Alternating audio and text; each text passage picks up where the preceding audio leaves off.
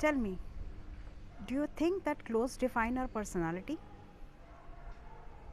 क्या आप ये एग्री करते हैं कि हम सब के अंदर एक डिज़ायर होती है कि हम यूनिक दिखें, अलग से दिखें, स्मार्ट दिखें, अट्रैक्टिव दिखें?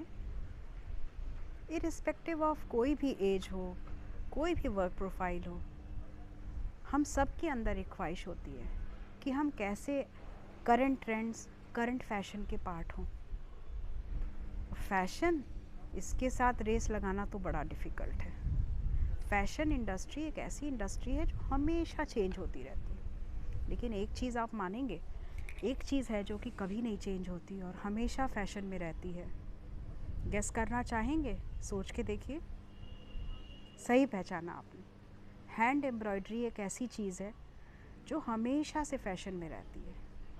कितना भी फैशन चेंज होता रहे, हैंड एम्ब्रॉयडर्ड चीज़ें हमेशा इन फैशन रहती हैं।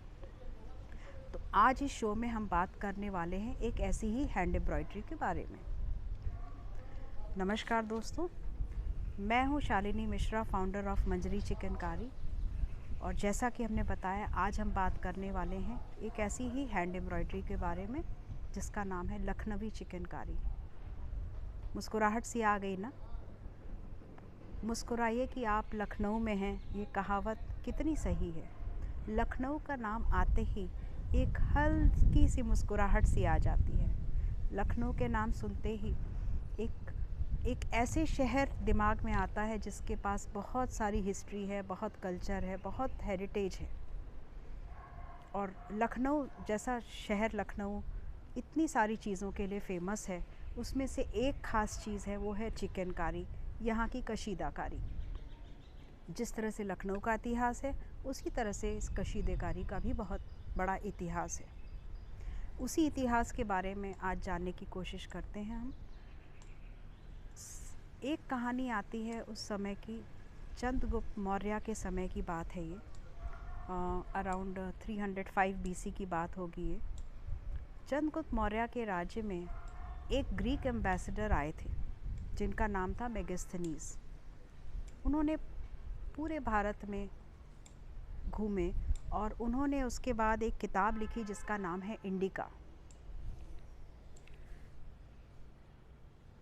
इंडिका किताब में उन्होंने कहीं मेंशन किया है, जब उन्होंने डिस्कस किया कि यहाँ के लोगों का लिबास क्या था, क्या वो पहनते थे, तो उन्होंने मेंशन किया है कि उन्होंने लोगों को वाइट मसलिन, मलमल के कपड़े पे कढ़ाई किया हुआ ऐसे कपड़े उन्होंने देखे पहनते हुए, और जो अडॉर्न थे प्रेशियस स्टोन्स और गोल्ड से।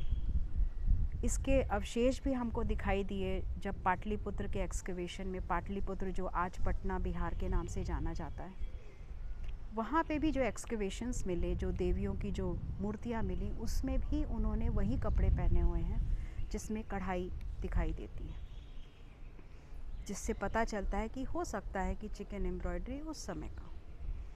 इसी तरह से 7वीं सेंचुरी की बात है, राजा हर्षवर्धन के पीरियड की।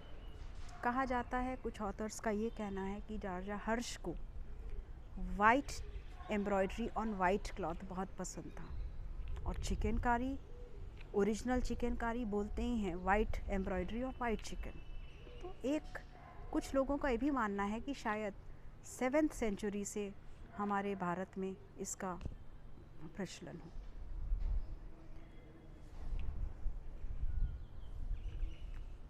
सबसे ज़्यादा जो कहानी जो पॉपुलर है वो है मुग़ल पीरियड में चिकनकारी का अवशेष दिखाई देते हैं। सबसे ज़्यादा जो कहानी पॉपुलर है वो है मुग़ल पीरियड के दौरान। मुग़ल्स सेंट्रल एशिया, पर्शिया से होते हुए नॉर्दर्न इंडिया के ऊपर रूल करने आए अराउंड 1530।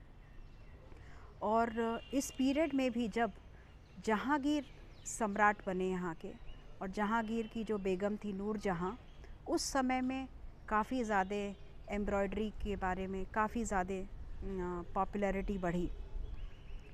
नूरजहाँ जो थी वो पर्शियन मिनिस्टर की डॉटर थी। पर्शिया में गर्ल चाइल्ड को बचपन से ही बहुत फ़ाइन नीडल क्राफ्ट सिखाया जाता है, और नूरजहाँ ने इस आर्ट को बहुत खूबी एब्जॉर्ब किया। नूरजहाँ मुग़ल पीरियड में अगर आप देखिए तो she was one of the most influential women during the entire Mughal period. काफ़ी सारे उन्होंने पैलेसेस डिज़ाइन किए, काफ़ी गार्डन्स डिज़ाइन किए, काफ़ी जगह का आर्किटेक्चर डिज़ाइन किया। तो डिज़ाइनिंग उनके अंदर थी और निडल क्राफ्ट उन्होंने इतना अच्छा सीखा ही था। तो कहा जाता है कि उन्होंने चिकनकारी एम्ब्रॉयडरी को एक्चुअली यहाँ पे पॉपुलैरिटी उसको दिलाई। आगे हम और भी बात करेंगे इसके